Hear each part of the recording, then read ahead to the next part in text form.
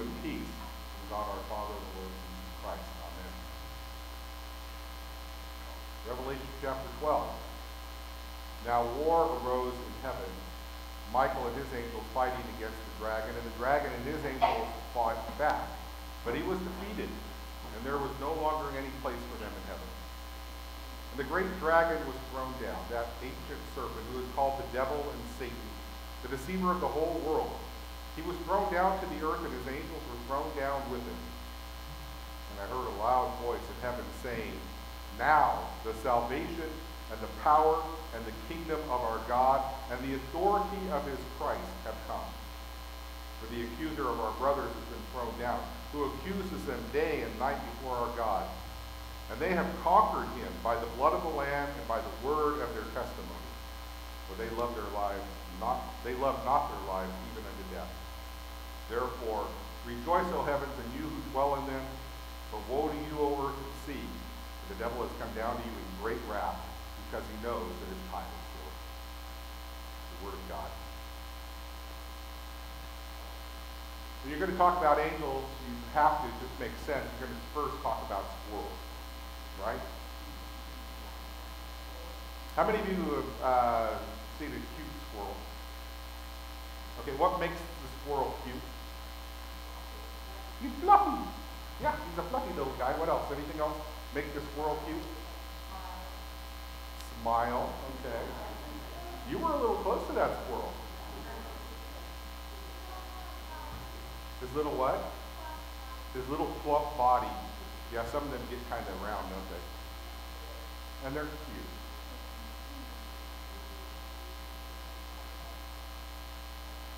Up and down, they just seem to play.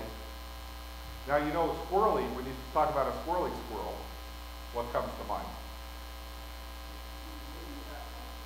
They're just moving all the time, aren't they? They're a little hyper. Have you ever seen the movie Hoodwink?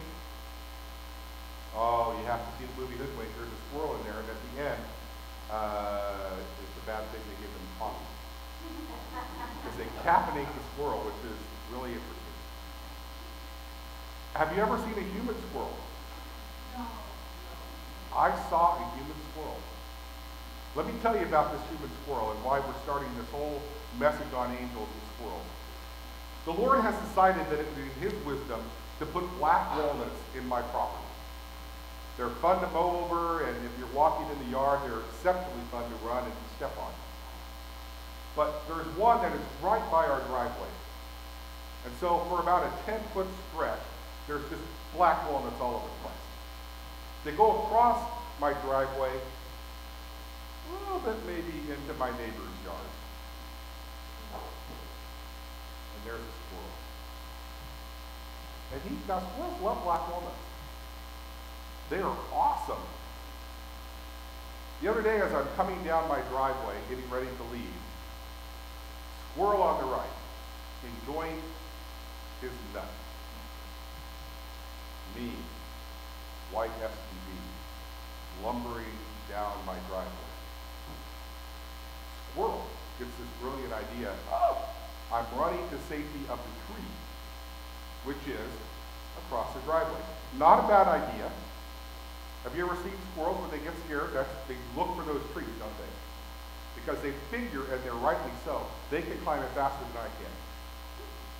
So he is running across. He is going to safety. I'm going to make it across this driveway into the tree. Yay, squirrel!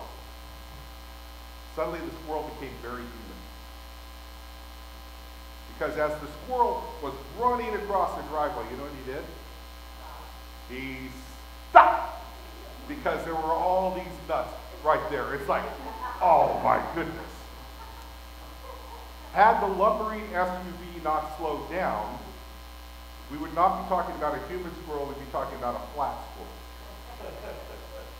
By the mercy of Santa Fe, that squirrel was spared. And finally, you saw the little bitty squirrel light bulb go on, and running across the tree. Now the truth is, over here by the tree, there are many, many, many, many, many more black walnuts on the ground than there are on my driveway. The driveway has no grass to hide the nuts. They're just very, very open, very visible. But the squirrel had to stop in the midst of the danger, knowing that it probably was not smart, because here comes Mark and his car, and yet he has to stop. That's a human tendency, isn't it? As we sit here in life and we look across and we see what God has in store for us, what is ready for us, to be in his presence for all eternity, the glory of Christ. As we see the danger coming, we run to him. But how many of you stop every so often in the midst of the run and go, oh, shiny things. Oh, look, walnuts. Oh, look. Whatever it is that distracts you, pulls you away. I think that driveway section is much of our life, isn't it? You see, our God made us. He made us pretty remarkably complex, and yet very, very simple. With love, he fashioned us and made us in his very image. And that image was lost and broken when one of those angels that he had created, who he still gave the freedom to choose, he chose poorly. This angel, Lucifer, chose to go to the other side. Chose to say, whatever God says, whatever the Lord declares, I will take the opposite. I don't want to be under his power. Wanted to elevate himself.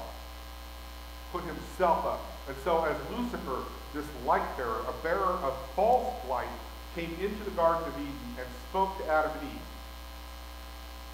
And Eve bought it, hook, line, and sinker. And Adam was not a whole lot better because he just followed in line. In fact, the Bible almost tells us in some ways Adam was a little bit more aware of what was happening, and he really chose poorly. There's a difference between being fooled into something and making a decision where you have the facts and you make a stupid decision and you really know before you make it, it's a stupid decision. But Lucifer came in with his false light, which was really shining forth darkness into creation, and dragged Adam and Eve out of paradise by enticing them to sin. The Lord booted them out. Because now they have this knowledge that they shouldn't have. It's not that they have the knowledge of what's good and what's bad. They have that knowledge, but now they're fallen, they're broken. Now they want to pursue the bad more than they do the right. Or when they pursue the right stuff, or the wrong stuff, to make it look like it's right. And we see this all through human history. We see the relabeling of that which is good and right and moral as being suddenly evil, and that which is wrong and bad and completely opposite of what God wants as being this is what's right. This is the normal. We have a discussion Bible study today. How the Ten Commandments have not just been broken and then alibied, which is kind of what we're used to. But it's almost as if much of the culture in the world has said, God says this. Once 180 degrees from that, we will not just accept this, we will call this good, and we will call the good evil. And Lucifer goes, well done. Now the Lord could have created us, and in all of his might. Remember, this is a God who by his voice created all that we see. And if you think your world is small, then look outside at the stars. I have a friend who says, put down the phone and look up. And when you see that, and when you look up, and you see the majesty of creation and its vastness, you can comprehend the power of your God with his voice to create it. And I think he had other solutions he could have used in Eden. My favorite, which I would call the Mark way of doing it, if I'm God, is to create a big divine thumb. Scrunch them out. I would have scrunched Adam and Eve in a heartbeat. Gotten rid of the problem right there and then. Fixed creation however else I had to do it, and then recreated humanity. Or I would have said, all right, now you've messed up. I'm going to give you the choice, death or life. Choose life, please. And when they chose it, I'd say, great, now you're there and you'll never move. I'm going to make you obey. But this is what's astonishing about our God. He is such a powerful God, such a creative God, but he's such a gentle God and a loving God. He does not make us robots. And so here we are in this great thing we call humanity, sometimes completely lost at sea, completely bewildered, stopping in the middle of the driveway as the car is coming because we don't have the sense to move on to the better place. Just like that silly story. God loves our humanity. And what's really amazing is that when we think of Jesus becoming man, I think in our minds we always have this image of Superman or Iron Man or whatever superhero you want to put him in. Here comes Super Jesus. And bullets bounce off of him, and he's just fending off enemies and nothing bothers him. He's kind of like Captain America. He keeps his back straight the entire time. But I challenge you to read the scriptures and look for the humanity of Jesus. Look for where he's out in the desert being tempted by this false bearer of light, this Lucifer. And how after he leaves, the angels come. And they're not gathered around him going, well done, yeah, I put money on you and we're big winners. Woo, thanks. They come and they strengthen him. They minister to the Son of God. Because in his humanity, he's taken on his humanity just like yours and mine. Humanity is weak at times, isn't it? Humanity tries very, very hard to do the right thing. But so many times finds itself coming up a little short. Jesus needed the Spirit of God to empower him, enliven him, and encourage him. He needed the angels to come and minister to him, to guard him and watch over him. And God has sent those same angels to watch over us. He could have made us robots. He could have put some impenetrable armor around us, spiritual armor, and said, ha, nothing can ever touch you. But instead, and you can talk to him about it, because I don't have all the answers.